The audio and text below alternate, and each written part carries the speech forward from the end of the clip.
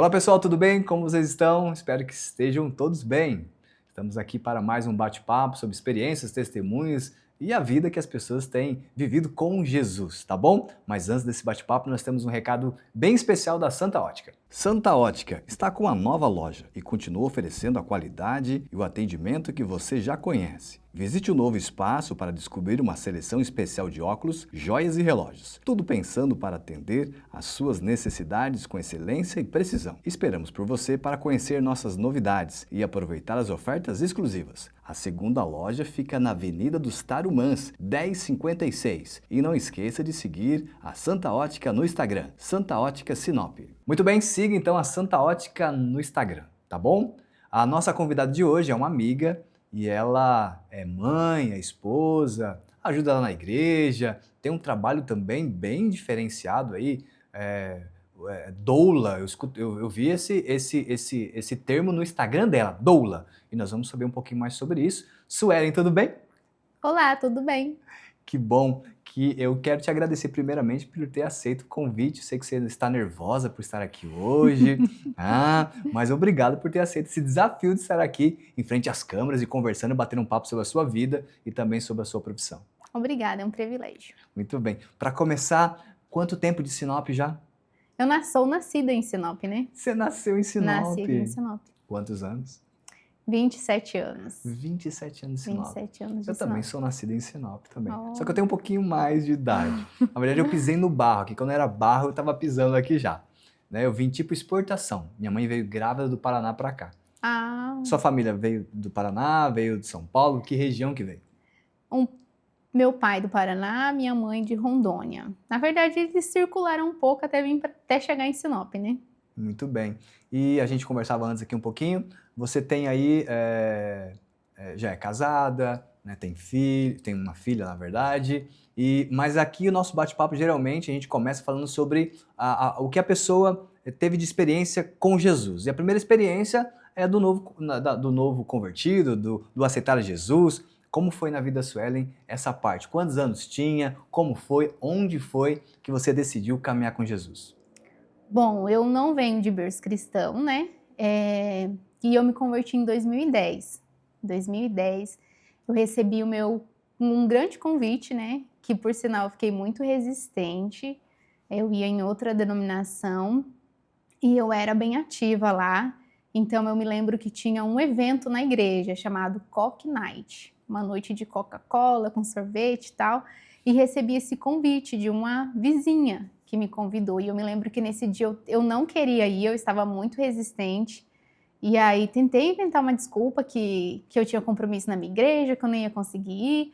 Mas meu compromisso era antes do evento, né? Então acabou que eu cedi e fui. E desde que eu pisei os pés naquele lugar, eu tomei uma decisão e até hoje nunca mais saí. Então, no início, a gente foi na IPR Central, né, onde foi esse evento, que antes era a primeira igreja, né, e aí, posteriormente, começou-se um movimento na casa da irmã Jandira, que foi ela que me convidou, e a gente começou ali um movimento, onde dali surgiu uma igreja. Então, a gente, que é a IPR Ibirapuera, atualmente hoje. Então surgiu desse convite. Então, a partir desse dia que eu fui nessa visita, já não se tornou mais uma visita, né? Virou minha casa. E foi nesse dia que você decidiu? Você já caminhava com Jesus já? Como é que era o teu relacionamento com Jesus? Não, eu era praticante, mas não tinha um relacionamento com Deus. Então não era do berço evangélico e não ia em igreja evangélica, né? Eu era da igreja católica. Eu era ativa, mas acredito que não tão praticante quanto eu deveria ser, mas era ativa nos trabalhos. E então é uma mudança, eu creio que é uma mudança total de pensamento, de visão. Então, depois que eu entrei, nesse primeiro dia que eu fui, eu fiquei muito impactada pelo ambiente. Então, eu creio que naquele dia o Espírito Santo convenceu o meu coração, mas não foi naquele dia que eu tomei uma atitude. Mas naquele dia Deus começou a trabalhar. Então daí, após indo em cultos, e o Senhor foi tocando no meu coração. Então Não foi nesse dia, mas começou nesse dia. Nesse dia você sentiu algo que você nunca tinha sentido na sua Nunca vida. senti. A presença do Senhor estava naquele ambiente lá. Coque Night, era isso. Coque Night. Coca-Cola com sorvete. Os mais antigos vão quem lembrar. será que... Quem era o líder de jovens na época lá? Ou era um culto de jovens, não? Eu não me recordo quem era o líder, era um culto de jovens. Eu não me recordo quem que era o líder. Vamos dar essa ideia de novo aí, pastor Jober, pastor Bruno e outros pastores aí das igrejas. Coque Night, sorvete com Muito Coca-Cola. bom. Meu Deus, eu conheci isso aí como vaca preta, mas tá tudo certo.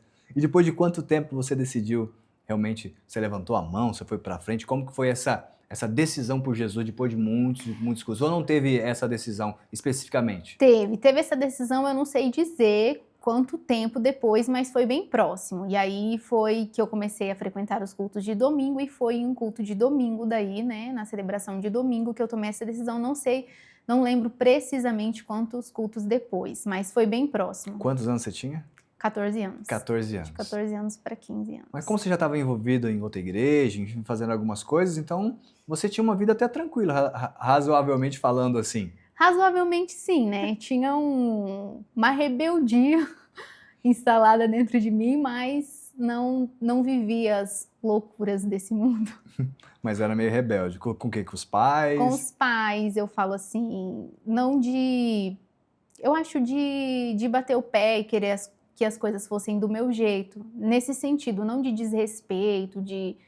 Né, eu falo assim de, ai, não quer deixar eu fazer isso, então eu vou entrar no meu quarto e vou chorar até eu conseguir. Quero sair, quero comprar Porque minha mãe alguma nunca coisa. deixou eu sair sozinha. Sair era com prima, tia, e aí quando ela não deixava, então tinha rebeldia nesse sentido, né, de tentar ganhar as coisas no choro, de... Ficar chateada. de não ter essa obediência, esse princípio que eu não tinha. Não sei se pela idade também. Essa idade é 14 anos, 13 anos, né? As pessoas, elas não são adultas, não são crianças, estão no estágio da adolescência, e aí, às vezes, o amigo pode sair, você já não pode sair, aí verdade, fica chateado. Eu acho que é uma confusão da gente mesmo quando a gente se encontra nessa idade, né? Eu acho que a gente fica confuso, porque as pessoas não tratam a gente mais como criança, mas também não tratam a gente como adulto. A gente tá no meio termo. A gente tá tentando se encontrar, mas eu era bem rebelde. Mas o Senhor curou, sarou, transformou. Ainda tá fazendo a obra, mas já mudou muita coisa. E aí depois desse início de caminhada com 14 anos e frequentando a igreja, enfim, quais foram as suas experiências com Jesus? O que você já realizava na igreja, cantava, ajudava? Como foi a tua movimentação dentro da igreja? Desde quando eu comecei, eu fui bem ativa, né? Fui bem ativa porque ali estava se instalando, né? Tinha cultos ali naquela varanda daquela casa, começou a ter cultos ali. Então, se eu não me engano, era na quinta-feira, nós tínhamos culto lá, e no domingo a gente ia para Central. Então, ali naqueles cultos, precisava de gente, né, para cantar. Então a gente era envolvida ali, cantava, ministrava dança. Você dançou também lá já? Coreografia. Cantava, dançava. Dançávamos. Pregava sobre oferta, recolhia a oferta? Não, daí a gente participava no grupinho de célula, no grupo de célula de adolescentes. Aí lá a gente aí às vezes a gente participava nesse sentido. Mas eu fui bem ativa, né? Eu acho que pela demanda do lugar, e quando a gente inicia, as escamas caem dos nossos olhos, é muito prazeroso, é impossível a gente não querer servir em algo. Então, no meu início, eu fui bem ativa. E lá nessa casa, que hoje, automaticamente, aquela estrutura de casa, uma área, poucas pessoas, quantas pessoas eram lá nessa época de início da igreja? Eu acredito que lá na varanda daquela casa, de 20 a 30 pessoas. Então, 30 pessoas se reuniam ali semanalmente, pelo menos uma vez por semana. Para um culto até oficial. se constituir uma igreja, que hoje é a IPR Ibirapuera. Muito bem. E quanto tempo ficou, você lembra mais ou menos, ali na área, e as pessoas chegando ali até alguém olhar e falar, não, pera lá, muita gente ali, vamos colocar uma igreja ali. Eu não me recordo. Não. Eu tenho um problema com Com datas. datas. Eu não me recordo. Mas ficou alguns anos. Mas, ficou alguns anos, mas não ficou muito tempo, não. Não ficou muito tempo. E depois da central, obviamente, foi designado um pastor para lá, o pastor Josué, provavelmente, que foi um dos primeiros pastores lá. Foi um dos primeiros pastores. O primeiro pastor que iniciou lá com a gente foi o pastor Devanir. Aí depois veio o pastor Josué. Que é o pastor hoje da Batista, ali perto do estádio. Isso, Batista ali, pastor Deva, muito conhecido pastor Deva. Deva. Ele que iniciou lá então, Isso. depois da área ali, aquelas 30 pessoas, iniciou o trabalho e aí depois o pastor Josué foi para lá. Isso, ele começou desde a área, desde os encontros ali na área mesmo, depois fomos para a igreja, daí depois o pastor Josué iniciou. E você chegou a participar de algum encontro com Deus já, não? Sim. Já fez, participou e ajudou. Já participei, já ajudei. Que é bom, né? O encontro com Deus é maravilhoso. É tremendo. É tremendo. Geralmente as pessoas falam isso e não tem como não ser, né? A presença de Deus é muito forte, a experiência, as pessoas têm vivido isso ainda, né? O encontro tem acontecido nas igrejas, em algumas igrejas, e realmente é um mover de Deus em um final de semana inexplicável na vida das pessoas. Como que foi o teu encontro com Deus? Foi bom? Foi maravilhoso. Quando eu fui para o encontro com Deus, eu tinha sofrido um acidente. Olha só. Um acidente onde o carro passou por cima do meu pé. Foi um acidente muito bizarro. Então, quando eu fui para o encontro, até depois eu participei de outro encontro, trabalhando já, mas eu acho que eu ainda fiquei um pouco limitada no meu encontro por causa desse detalhe. Eu estava de muleta, então não tinha tanta liberdade. Mas foi muito maravilhoso. Mesmo com a minha limitação, é tremendo. Então tem pessoas que falam, hoje eu não posso, no final de semana não dá. E você mesmo com ter sofrido um acidente, um pé machucado, de muleta, você acabou indo lá e teve lá dentro das limitações uma boa experiência no encontro com Deus. Nossa, maravilhoso. Então não tem desculpa, hein? Esses dias eu ouvi as pessoas falando sobre isso. Existem algumas desculpas que as pessoas tendem a não ir para o encontro, ou não ir para a igreja, ou fazer isso ou aquilo. Esses dias eu vi um vídeo de uma pessoa de muleta fazendo um evento chamado Legendários. E as pessoas dizem, qual é a sua desculpa para não participar deste evento, por exemplo? A pessoa de muleta participando e subindo a montanha lá e fazendo as atividades lá. Então não existe muita desculpa para se dar, né? A desculpa, na verdade, é para nós mesmos.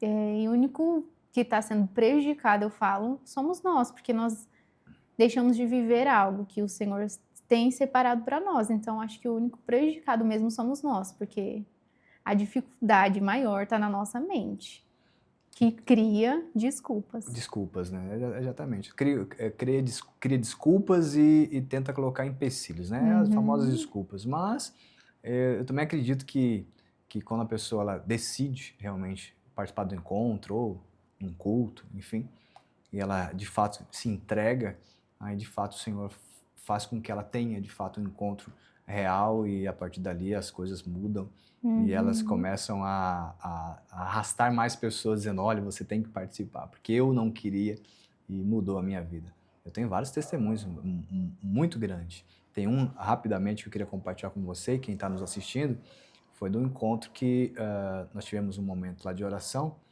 e isso eu sempre conto, tenho até contado nos últimos tempos bastante sobre isso, que é sobre o abraço. O que aconteceu? Em um momento do encontro, nós tivemos uma dinâmica de abraço. A pessoa abraçava uma outra pessoa que estava lá. Então, quem trabalhava, abraçava quem participava do encontro. E após abraçar uma pessoa lá, um senhor, ele olhou para mim e me perguntou se eu, logicamente eu não ia saber, mas questionando, Fernando, você sabe há quanto tempo eu não sou abraçado? Eu falei, não faço ideia. Ele falou, há 30 anos. O senhor tinha 60 anos e há 30 anos ele não era abraçado. Para você ter uma ideia do poder que tem do abraço, né? O abraço liberta, cura, sara as pessoas, enfim. E as pessoas têm medo hoje de dar abraços, né? Existe um receio, até porque na sociedade de homem tem que abraçar homem, mulher tem que abraçar mulher, obviamente, dadas as proporções da sociedade, mas o abraço de verdade, sabe? Aquele abraço que dura mais de 30 segundos, sabe? E eu tive essa experiência muito grande não como encontrista, mas como uma pessoa participante ali da equipe abraçando aquele Senhor. Eu conto até hoje para as pessoas, onde que eu convivo e falo, olha, abrace mais, sabe? Tem esse cuidado, né? E depois dessa época, o encontro, a igreja foi estabelecida lá e você continuou naquela igreja lá. Continuei, estou lá. Depois a gente começou a viver promessas, né? Tudo aquilo que o Senhor, a palavra que tinha sido lançada, a gente começou a viver um tempo maravilhoso. Porque saímos de uma área para uma igreja, né? É um milagre, Um né? milagre. Um milagre. E a disposição, a palavra de Deus, né? E, logicamente, um pastor ou um líder ali dizendo, eu acredito nesse potencial desse lugar, desse bairro, com essas pessoas, né? E automaticamente milagres acontecem até hoje lá naquela igreja lá. Com certeza. E como que você conheceu aí o Michel? Depois de quanto tempo? Já estão casados há quanto tempo? Nós estamos casados há 9 anos. 9 anos já. 9 anos. E como que foi esse encontro? Foi lá na igreja? Foi na igreja mesmo. Na verdade, a gente, né, porque o Michel tocava no louvor, e eu cantava, e a gente estava ali sempre no mesmo ambiente, né, com as mesmas pessoas, mesmos ciclos de amizade. E a gente foi conversando, e dali foi se estreitando uma amizade, uma conversa diferente. Mas quando a gente começou a namorar mesmo, foi uma experiência bem interessante, porque uma noite eu sonhei que o Michel tinha pedido para namorar comigo. Nisso a gente não estava falando sobre namoro, a gente não era esperado aquilo, porque a gente estava com uma amizade próxima, mas não tínhamos, né, declarado o nosso amor ou interesse. E aí eu sonhei que o Michel tinha pedido para namorar comigo. E nisso a gente nunca tinha se beijado nem nada. E nesse meu sonho, ele pedia para namorar comigo e me dava um beijo. E aí a minha amiga tinha dormido lá em casa, daí eu peguei e contei pra ela. Falei, amiga, você acredita que eu sonhei? Peguei e contei o sonho. E aí isso era no sábado à noite. E aí quando chegou no domingo à noite, o que aconteceu? O Michel veio pedir pra namorar comigo. Sério? Ele veio pedir pra namorar comigo, aí eu entendi aquilo como algo de Deus, né? Um sonho profético, Um sonho profético. E aí eu aceitei e aí aconteceu o sonhado, literalmente o sonhado beijo. Então foi algo assim mesmo que eu creio que foi algo do Senhor mesmo, que o Senhor separou para nós. Aí 9 anos já se foram. 9 anos se passaram e estamos... E depois de quanto tempo de casado que veio a gestação, a gravidez, esse desejo de ser mãe? O desejo de ser mãe veio no 8º ano de casamento. Na verdade, quando eu casei, eu tinha ali na minha mente que eu ia ser mãe ali nos meus 5 anos de casamento. Estava na mente, mas a gente vai colocando mais para frente. Isso foi acontecendo no nosso caso. Eu converso com bastante mulheres que também têm essa experiência, porque a gente sempre fica tentando fazer algo, obter algo, e a gente vai sempre jogando a maternidade um pouquinho mais. Não, vamos conquistar isso primeiro. Como eu casei, então eu não tinha uma formação ainda, eu estava em processo, estava na faculdade. Vamos terminar a faculdade, depois vamos conquistar uma casa, depois vamos, e nesse vamos, que se passou 8 anos, passaram 5, passaram 6, no 7, no 8º ano que a gente começou a conversar mais sobre isso, e a entender que era o nosso tempo. Então eu engravidei ali no 8º ano de casamento, e aí agora com 9 anos de casado, que a Laura veio. Que é o amor da vida de vocês. Ai, ela é maravilhosa, ela é tudo. Como foi a sua gestação, esse processo?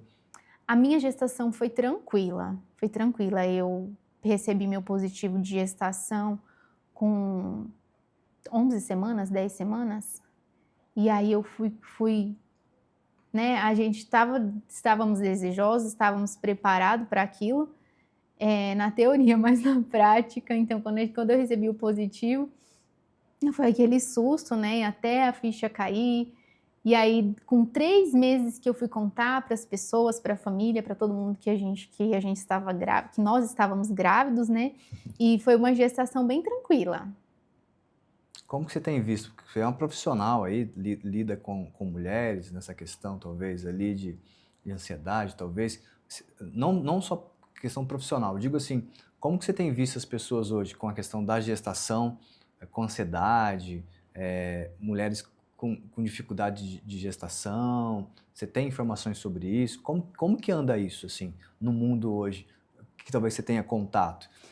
Então, a minha área de formação dentro da fisioterapia pélvica, então é um trabalho onde eu acompanho mulheres, né? Mulheres fora do período de gestação, né? E mulheres no período gestacional, parto, pós-parto. Então, ali dentro da gestação, a gente tem toda uma mudança hormonal. Então, isso pode trazer também, se a pessoa tem uma tendência a esses sentimentos que você está falando, né? De ansiedade, depressão. Então, se a pessoa não tem um acompanhamento, isso pode, como que eu falo? Ela pode ter crises, né? E por ser a gestação, ela é maravilhosa, mas ela traz mudanças. Como eu falei, tanto na nossa parte hormonal como na parte física, ela Sim. demanda do nosso corpo. Então a gente precisa desse cuidado do corpo físico e do corpo, né, e do mental. Porque às vezes algo é desencadeado no físico e afeta o mental, ou algo é desencadeado no mental e afeta o físico. Mas o que eu posso ver dentro das mulheres que eu atendo é isso, às vezes a maternidade solo, uma gestação que a mulher vive sozinha, né? Uma gestação que às vezes não foi planejada.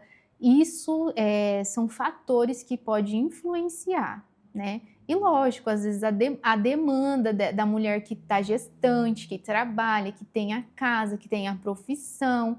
Então é um cuidado que nós precisamos ter. Nós, como mulheres gestantes, nós precisamos parar, olhar para nós e pedir ajuda quando a gente precisa, né? Porque a gente vê hoje as mulheres, nós somos fortes, mas nós também precisamos de ajuda, nós também precisamos se abrir, falar, conversar.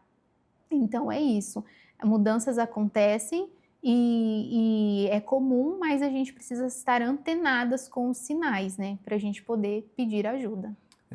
Você citou ali essa questão de mulheres que estão gestantes, enfim, ou já foram mães, já tiveram a gestação e já ganharam a criança, enfim. Uhum.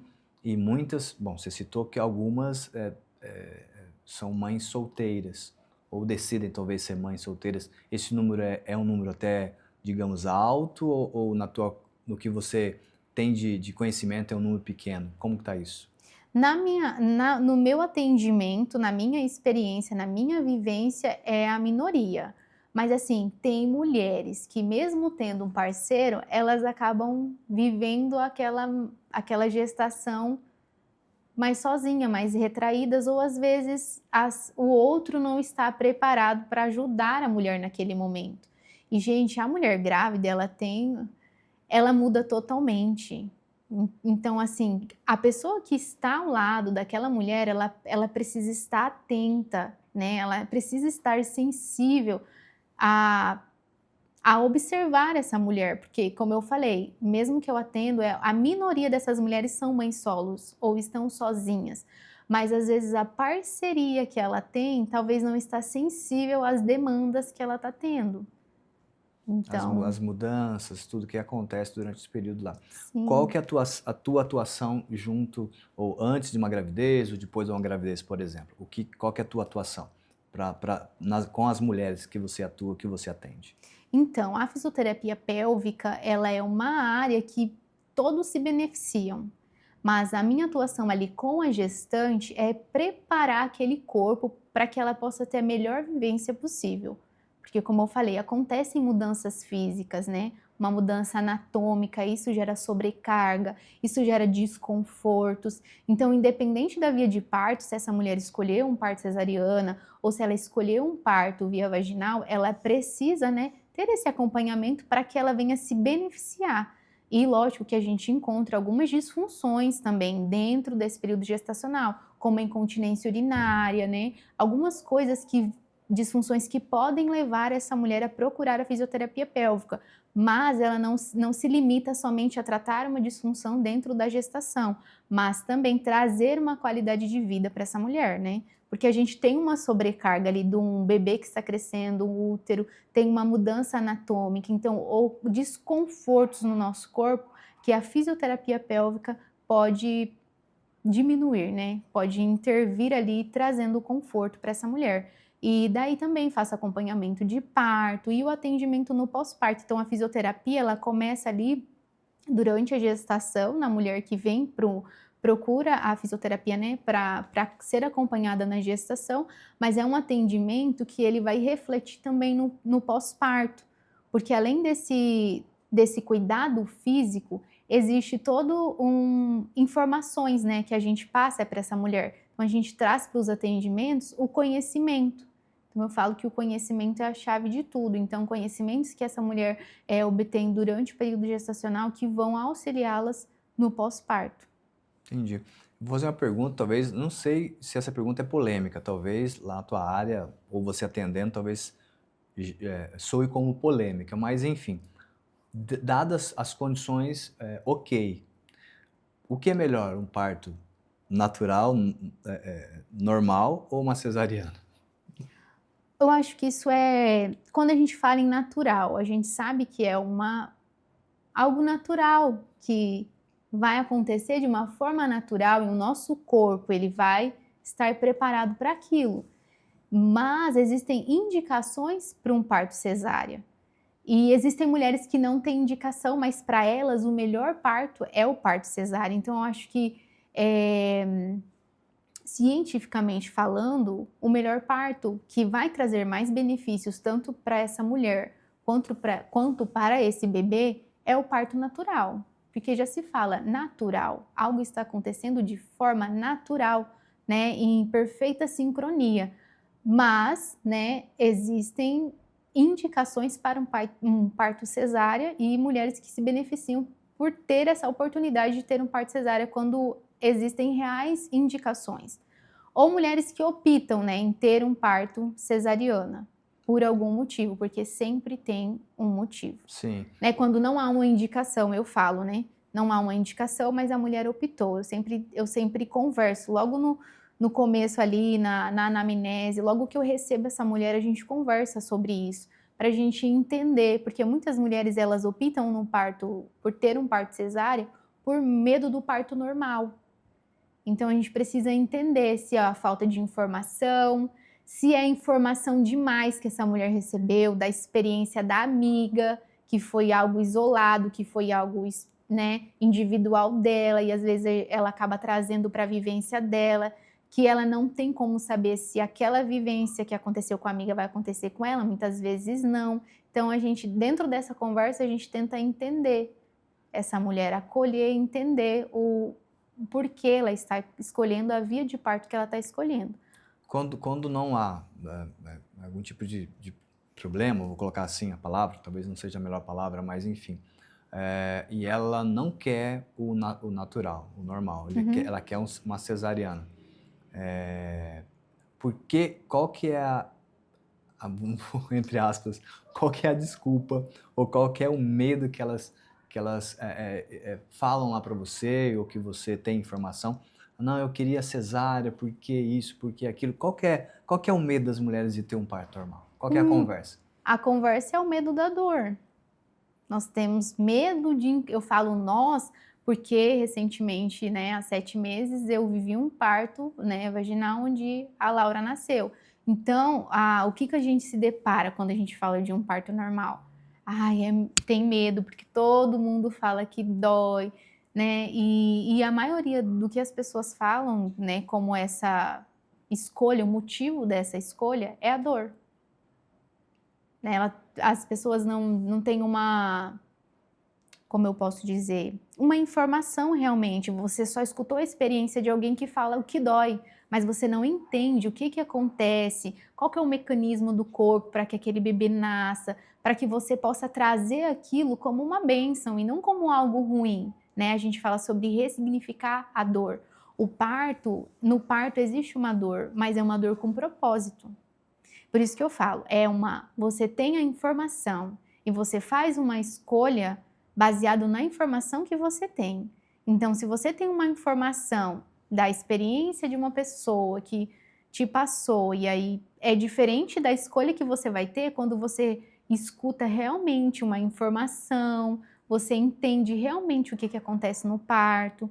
Então, é diferente, mas o que a gente mais escuta é que as mulheres têm o medo da dor. Da dor. Medo da dor. E você já chegou a conversar com alguém que tinha, a opinião era assim, é cesárea, e você com a sua conversa, sua explicação, e ela resolveu fazer um parto natural? Já aconteceu isso ou não? Ainda não?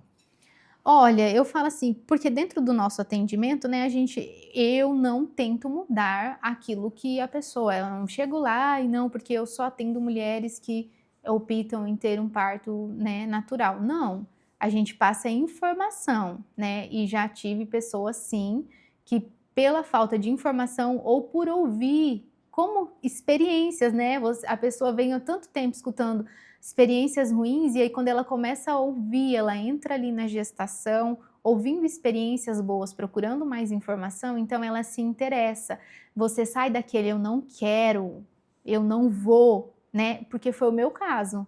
Antes mesmo de eu ter eu me lembro que desde adolescente eu pensava, nossa, quando for ter um filho, com certeza vai ser cesariana, porque a minha mãe passou por 4 cesarianas. Entendi. Né? A experiência que você tinha em casa de informação era cesariana. Era o seu parto isso. foi uma cesariana. O meu parto foi uma cesariana. Então, a partir do momento que eu entrei nesse mundo da fisioterapia pélvica, que eu recebi mais informação, que eu realmente entendi o que acontece, o porquê, os motivos, e aquilo me mudou a minha mente. Então, isso acontece com as pacientes, até mesmo com amigas, né? Que aí eu converso e aí a pessoa tem uma mentalidade, e aí ela é engravida e aí ela vai estudar realmente, vai entender os benefícios.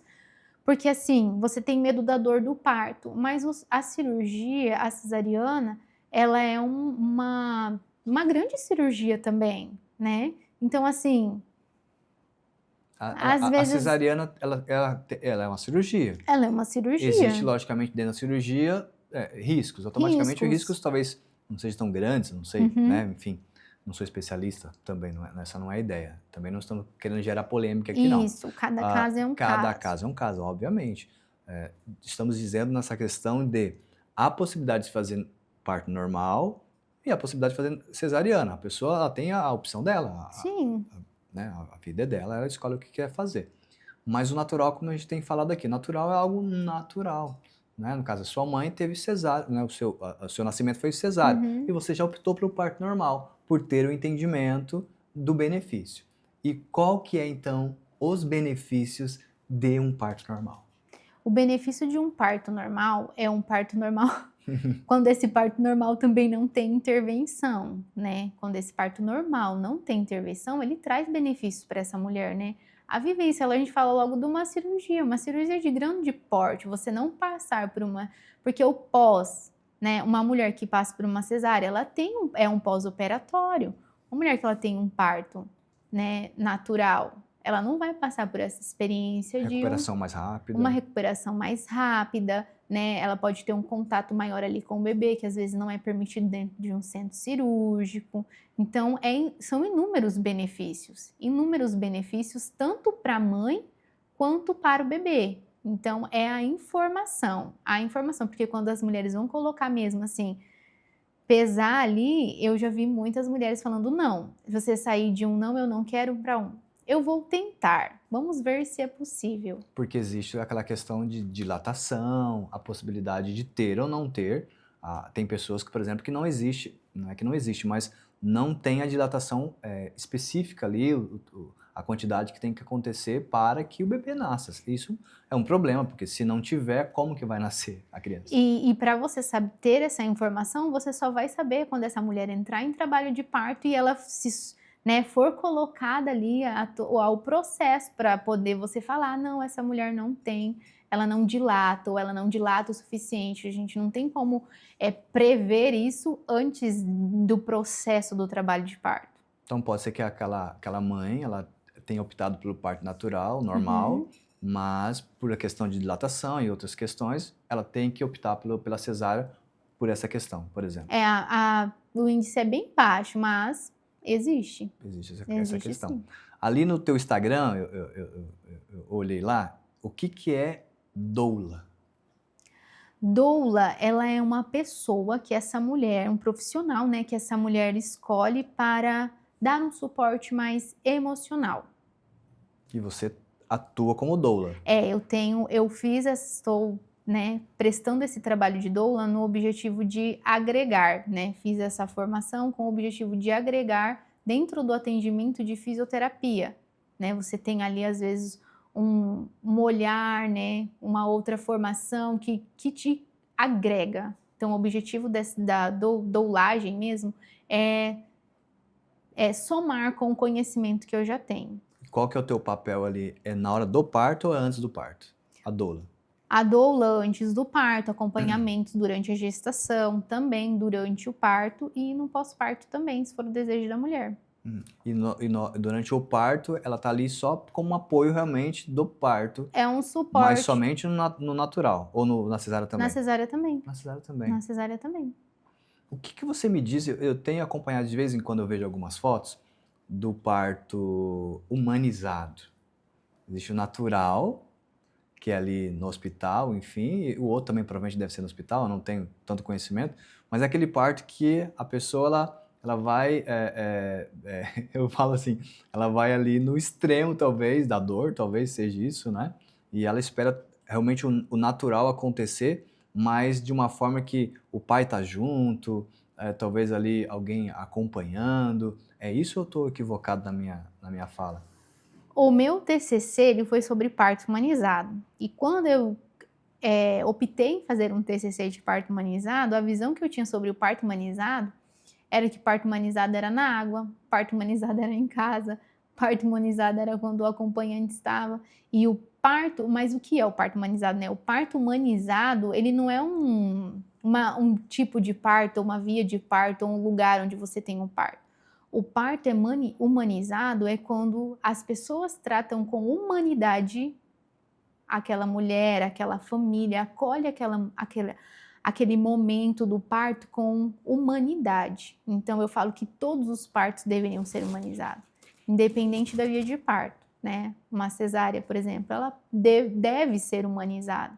Então, Até para não ter traumas e nada disso, né? você falando de violência obstétrica, né? Tantos relatos que a gente escuta, é um dos fatores também que é muito importante esse preparo durante a gestação, né? Que é feito ali dentro da fisioterapia também, entender o que acontece durante o parto, o que é esperado e o que é considerado uma violência obstétrica, né? É importante essa mulher estar ciente disso e o acompanhante dela também. Porque o parto humanizado, ele é tratar com humanidade e todas as mulheres deveriam receber esse parto humanizado. É porque o que eu vi algumas vezes, por isso que eu digo que talvez eu esteja equivocado, é aquele parto que vai demorar tantas e tantas horas para acontecer. A pessoa vai lá e ela espera lá acontecer, sente a dor e ela fica ali, as pessoas ficam em volta dela. Logicamente que é alguma coisa mais humanizada, mas fica ali um bom tempo esperando a dilatação, enfim. Então, o humanizado não é exatamente essa questão dessa espera, ela é mais a questão, então, de ter esse apoio. Porque o parto via vaginal, ele é um parto onde você tem um tempo, onde o trabalho de parto vai acontecer, então é onde a gente vai ter esse esperar, esse aguardar, esse acolher essa mulher. Então, não seria o conceito parto humanizado. Entendi.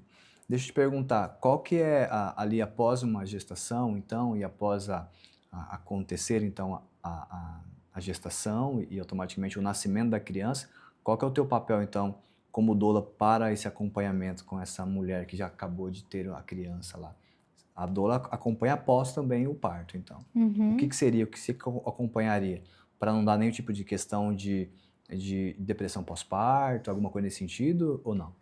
O nosso suporte maior é no sentido de cuidados, né, no pós-parto, né? Como eu faço como atendimento dentro da fisioterapia pélvica, daí seria o acompanhamento de aplicação de tape, informação, auxílio ali como facilitador em amamentação, a informação também, que às vezes a mulher recebeu na teoria, a gente traz ali para a prática, e estar em contato com essa família para ver como que está fluindo. Aí a gente acaba, né, trazendo esse acolhimento para um lado mental, né, de estar sempre mandando mensagem, sabendo como essa mulher está, se caso for necessário fazer um encaminhamento, né, orientar ela, procurar ajuda psicológica. Então, esse acolhimento, como a gente faz ali durante a gestação, ele é uma parte física, mas também um acolhimento ali dos sentimentos, das emoções, porque a gente acaba entrando dentro dessa família e a gente acaba tendo liberdade. E o puerpério, ele é uma fase muito desafiadora, né?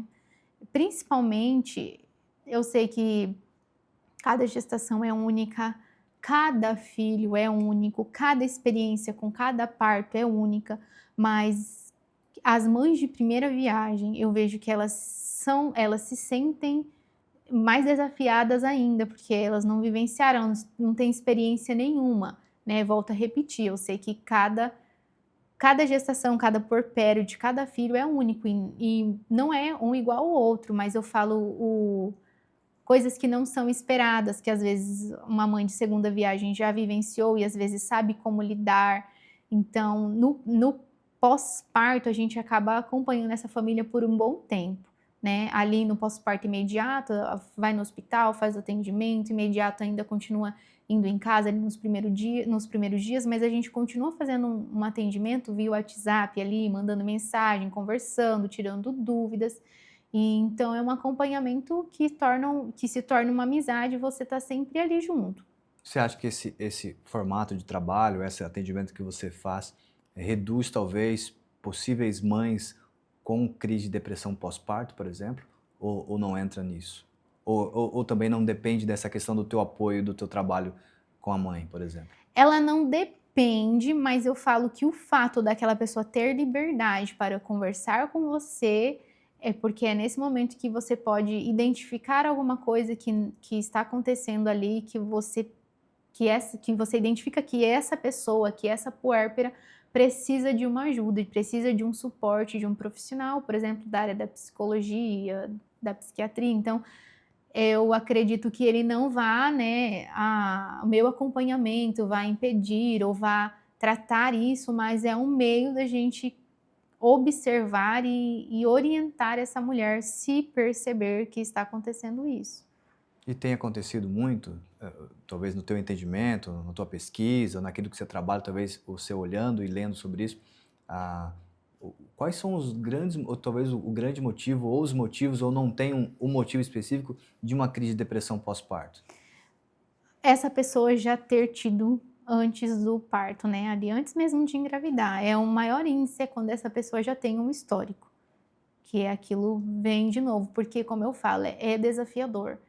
A maternidade, ela é desafiadora, porque é você e você mesmo, porque as pessoas não podem fazer aquilo que você precisa fazer.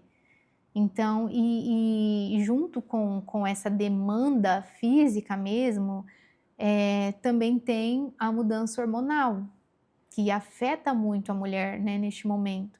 Então, eu vejo que é isso, a pessoa ela já tem um histórico, é mais fácil dela ter, né, O corpo dessas vai crises. mudar, O corpo vai mudar, as emoções mudam bastante. as emoções elas oscilam, o corpo muda, o ambiente que você às vezes frequentava antes, as amizades que você tinha antes, isso também muda e desestabiliza um pouco, né? Você está se reencontrando de novo. É uma responsabilidade muito grande, você abdica de muitas coisas, né? Porque a gente começa a colocar, as prioridades mudam. Eu acho que essa é a palavra-chave. As prioridades mudam e a gente está ali em um processo de mudança também e de aprendizado. Então, eu acho que são várias emoções juntas. Então, se a pessoa, por exemplo, já teve alguma crise dessa, enfim, o bom seria já, pensando numa futura gravidez, pensar numa possibilidade de tentar resolver, se ainda não resolveu, resolver essas questões de emoção, de sentimentos, porque provavelmente talvez ela possa ter algum tipo de situação lá na frente. E, logicamente, eu acredito que o apoio da família, do marido ali junto é essencial para que não aumente ali essa crise ou que essa crise não venha à tona na vida daquela pessoa, né? Quando a gente fala em atendimento, a gente presta um atendimento, mas existe um acompanhamento de uma equipe multidisciplinar, né? Essa mulher, às vezes, ela vai ter ali, né, o seu obstetra, ela vai ter ali uma enfermeira obstetra, vai ter uma fisioterapeuta, às vezes essa mulher tem uma fisioterapeuta pélvica e tem uma doula junto. Então, é uma equipe multidisciplinar e a gente pode incluir nessa equipe o psicólogo. Se essa se a gente já tem, porque a gente preenche uma ficha, a gente conversa, a gente, né, obtém informações e nessa conversa, se a pessoa dá abertura e a gente identifica que essa pessoa já tem um histórico, a gente orienta ela a também incluir nessa equipe multidisciplinar o psicólogo, porque faz parte e vai trazer para ela uma qualidade durante essa gestação muito, muito melhor, tanto para o parto e para o puerpério também. Então, eu vejo que o grande problema é nós acharmos que damos conta, que, né, mesmo sabendo, porque as pessoas que passam por isso, a maioria tem consciência, né? Eu sei que eu já vivi, eu já tive experiências, eu já tive crises, então, às vezes a gente espera, né, aquilo voltar, aquilo acontecer. Então, eu acho que incluir essa pessoa, esse profissional, dentro da equipe multidisciplinar ali preventivamente seria mais benéfico, porque depois, quando a gente traz isso para o pós-parto, fica bem mais difícil, porque daí você já tem uma demanda totalmente diferente. Entendi. Deixa eu te perguntar, também não é uma pergunta polêmica, obviamente, mas volto a comentar, uma gestação, tem pessoas que até não querem nem ser mães por questões de mudanças de corpo. Ou vai engordar, ou vai acontecer isso, ou vai acontecer aquilo, enfim. Existem casos, né, que mulheres não querem Uhum. a gestação por questões de mudança de corpo. Eu escutei uma vez uma pessoa dizendo assim: não quero ser mãe, não quero engravidar porque não quero estragar o meu corpo. Eu escutei isso. Pra você ter uma ideia do absurdo, né, da fala. Mas a pessoa ela tem o direito de fazer o que ela quiser, obviamente. Eu queria te perguntar como que fica depois de uma gestação, eh, eh, ou se você tem esse papel ou não, da questão sexual da mulher depois, da sexualidade da mulher depois ali do tempo, enfim, ela recuperar lá o corpo, se achar mais atraente ou não para o esposo, enfim. Você tem algum tipo de trabalho junto com essa mulher para que isso aconteça de uma forma mais rápida mais certa, ou enfim, não sei se a palavra é essa, mas que aconteça naturalmente essa volta ao contato ali da sexualidade com essa mulher após o parto? Sim, né, a gente inclui essa mulher, né, volta lá, né, após esse pós-parto imediato, em casa, os primeiros dias, aí como você falou, tem uma liberação e essa pessoa ela pode retornar para dentro do consultório, né, fazendo esse acompanhamento para que ela possa trabalhar esse assoalho pélvico e não somente o assoalho pélvico, porque a gente faz ali um trabalho dentro de consultório, né, porque existe uma mudança, como eu volto a repetir, existe uma mudança no corpo dessa mulher. E ela vai levar algum tempo para voltar, né? E existe mudança hormonal que também interfere no desejo sexual. Então, entendendo isso, a gente tenta favorecer esse retorno à relação sexual. Não somente com esse preparo físico, mas também com o informacional, né? E eu falo que o desejo sexual, ele sendo multifatorial, ele depende também, né, de como está essa relação, de como que está esse ambiente em casa com esse bebê, de como que está, né, você falou, o olhar dessa mulher para ela mesma. Então, é multifatorial. A fisioterapia, ela vem para agregar, mas ela sozinha, ela não é capaz de solucionar essa falta de desejo sexual. Ela vai favorecer e ela é muito importante, mas você precisa tratar vários aspectos, né? Trabalhar, não tratar, eu digo trabalhar em vários aspectos para que esse retorno seja o mais agradável possível. Maravilha. Rapaz, o assunto é interessante, hein? Você achou que era só sobre Jesus? Nós estamos falando sobre Jesus também aqui. Estamos falando sobre corpo, sobre a questão da mulher, sobre a gestação. E eu estou achando interessantíssimo. Qual outro trabalho que você consegue ali ajudar junto ali com essas mães, antes ou depois? fora a questão de ser doula, dessa questão do trabalho aí pélvico, enfim? Você tem mais alguma atuação junto com essas mães, com essa mulher, enfim, diferente da gravidez ou não? Então, eu atuo com a mulher antes da gravidez, né? A mulher, ela decidiu que ela quer ser mãe, ou ela vai começar a se preparar por esse momento, mas não somente isso, porque toda mulher, ela deve ter um olhar para o seu assoalho pélvico, né? Desde ali, o atendimento da fisioterapia pélvica eu não faço, mas ele inicia ali, né? Tem crianças que já precisam ir na fisioterapia pélvica, adolescentes, né? Eu já pego ali as mulheres numa fase adulta, mas todas as mulheres deveriam procurar esse atendimento, tanto para um autoconhecimento, para você entender o que é um assoalho pélvico, para você entender qual que é a função dele, para você entender o porquê você precisa exercitar ele. Então, todas as mulheres deveriam, dentro do meu consultório, então eu começo a atender essas mulheres ali na fase da sua vida adulta, coisas que vão beneficiar ela até quando ela entrar lá na sua fase idosa. E, por incrível que pareça, não por incrível que pareça, mas eu falo assim, muitas mulheres idosas têm mais interesse do que as mulheres, né, adultas em vir para um atendimento de fisioterapia pélvica, porque dentro da área ali também da terceira idade, a gente vê uma necessidade, muitas vêm por necessidade, mas aí eu entro no por incrível que pareça, algumas mulheres vêm porque ouviu alguém falando, elas não têm nenhuma disfunção, mas vêm para trazer uma qualidade de vida. Qual que é o grande benefício, então, de um tratamento desse, ou desse auxílio que você presta, do atendimento que você presta, dessa questão do assoalho pélvico? Qual que é o grande benefício para a mulher que está assistindo agora? O grande benefício para essa mulher é o autoconhecimento, volto a repetir, porque por muito tempo a sexualidade, falar disso sempre foi muito tabu. Então a gente vê muitas restrições, eu não sei te falar em índices, mas quando há casamentos acabam, né, por questão de sexualidade, né? Homens e mulheres que não são abertos para conversar com o seu cônjuge sobre vida sexual. Então eu cito sempre, é o conhecimento. O conhecimento ele é libertador. Né, você entender o que é o seu assoalho pélvico, trazer funcionalidade para porque é uma musculatura. A gente não vai na academia, não quer ficar com um corpo que a gente tenha prazer em olhar no espelho, se sentir bem, né, ter uma autoestima elevada. Da mesma forma é o assoalho pélvico, é um grupo de musculatura. E esse grupo de musculatura ele é importante porque ele é responsável pela nossa função miccional, evacuatória, ele é responsável ali pela relação sexual, pelo nascimento de bebê, né, parto natural. Então, é um grupo muscular que agrega muito na nossa vida. E muitas vezes a gente espera ter uma disfunção, que não é o correto. Então, ele traz esse benefício de qualidade de vida. Porque eu falo assim, pensa comigo uma pessoa que tem continência urinária. E aí você chama essa pessoa para ir no churrasquinho. Você chama essa pessoa para ir... Churrasquinho, gente, é dar risada. Essa pessoa dá risada, ela perde xixi, ela faz uma força, ela perde xixi. Você entende como é ruim você ter uma disfunção do assoalho pélvico e conviver, né, num ambiente? É difícil. Eu costumo falar assim,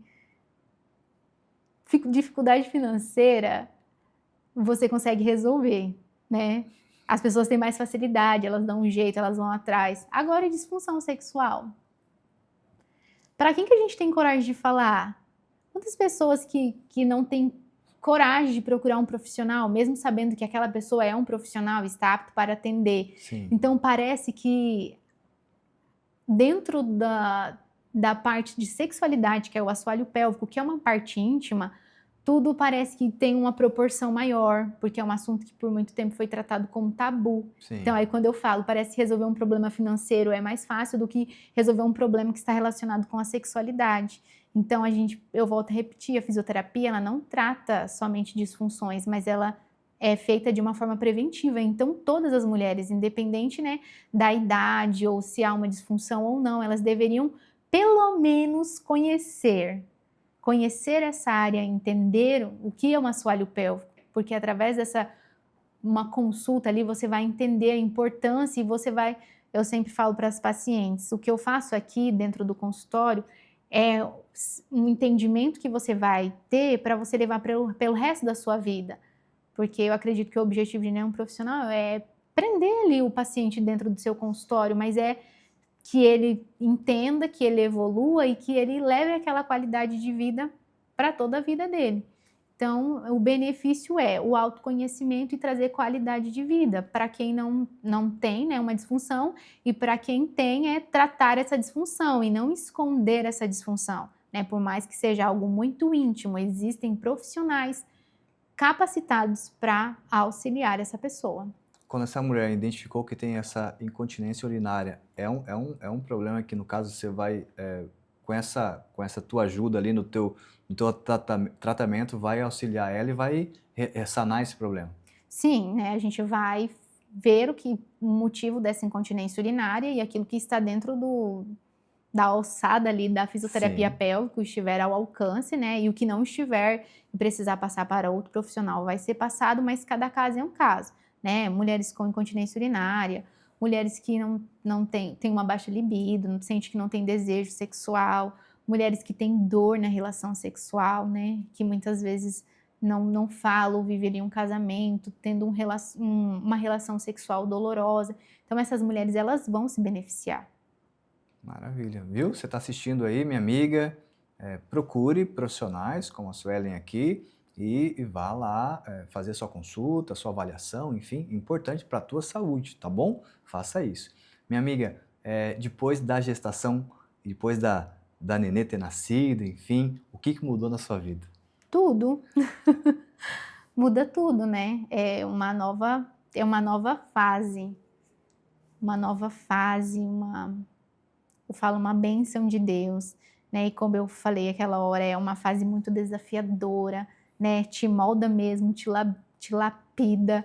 Eu falo todo dia pro Michel, eu falo, a maternidade, ela santifica a gente, porque ela eleva o nosso patamar espiritual, porque a gente se aproxima de Deus, né? Tem uma frase que fala assim, é justo que muito custe aquilo que muito vale.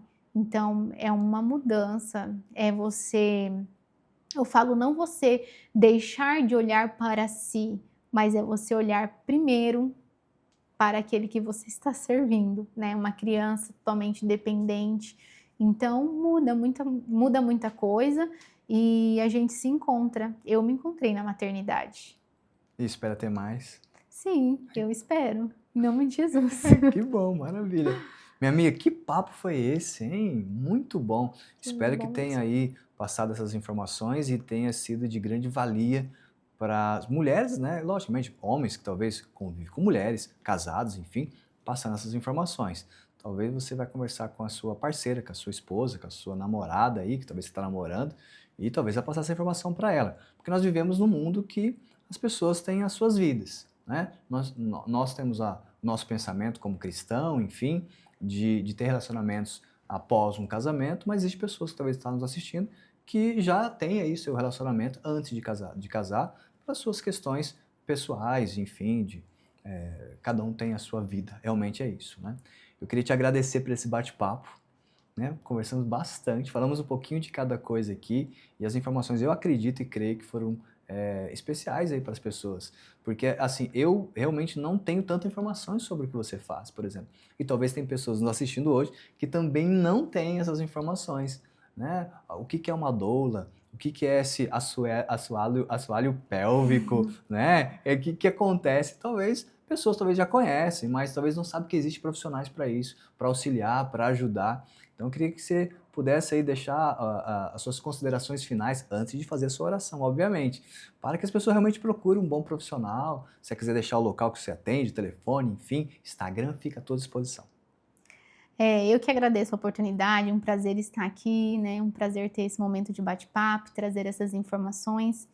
E o recado que eu quero deixar é para que a nossa necessidade, ela venha sempre estar em primeiro lugar, né? Diante as nossas vergonhas, diante os nossos medos, diante dos tabus, que a gente procure informação, que a gente não venha ser refém das histórias que nos contam, que realmente nós vamos atrás da informação e que essa informação venha nos libertar e venha trazer qualidade de vida para nós. Onde você atende, telefone, pode Eu deixar? atendo na Loto Espaço Integrado, no momento não estou atendendo, né? Mas tem o meu Instagram, Suelen Bonetti, pode me chamar lá, tem o meu contato lá também, pode mandar mensagem e aí eu vou estar respondendo e a gente pode estar conversando. Maravilha. Aqui no finalzinho, Sueli, nós pedimos para que o convidado faça uma oração, né? Abençoando quem está nos assistindo, abençoando as mulheres aí que querem a maternidade, que estão aí com medo talvez do parto natural, né, o normal, enfim, que talvez tem medo de casar, talvez tem medo de ser mãe, né? Talvez tem tantos e tantos medos ou tantos Uhum, desafios. Gostaria que você pudesse orar por elas e por quem está nos assistindo nesse momento, uhum. tá bom? Pai, em nome de Jesus, eu te agradeço, Senhor, por este momento, por este bate-papo. Te louvo pela vida de cada um, Senhor, que está tendo acesso a esse bate-papo, que possam ter as suas vidas edificadas, mulheres, homens, Pai. Eu sei que a família é um plano perfeito do Senhor, é um projeto e um propósito do Senhor para as nossas vidas. Que o Senhor entre agora dentro de cada lar, Pai, entre agora, Senhor, no ventre de cada mulher, Deus, e aquela que é infértil, que o Senhor possa trazer a notícia maravilhosa, Senhor, da maternidade, do filho, Jesus, que o Senhor traga esperança, que o Senhor acrescente fé sobre aquela, Senhor, que ainda não tem o desejo de ser mãe, que o Senhor venha trabalhar, e eu creio que o Senhor é o dono do tempo e do tempo perfeito, que o Senhor venha trazer respostas, Senhor, àqueles que estão te perguntando, àqueles que estão indecisos, e que o Senhor também venha agora de encontro com cada mulher, Jesus, que está vivendo o puerpério, essa fase desafiadora, Jesus, que o Senhor segura nas mãos, que o Senhor cuide, Senhor, de cada momento, cada sentimento, Jesus. Eu abençoo a vida, Senhor Pai, de cada um que está tendo acesso a esse bate-papo e declaro sobre a vida deles, Pai, as bênçãos do Senhor, em nome de Jesus. Amém. Amém. Mais uma vez, obrigado pela Obrigada eu. seu aceite, né, de estar vindo aqui e falando um pouquinho sobre a sua profissão, sobre a sua vida. Eu que agradeço. Maravilha. Você que ficou até agora, que Deus te abençoe você, a sua casa, a sua família e nos vemos no próximo programa.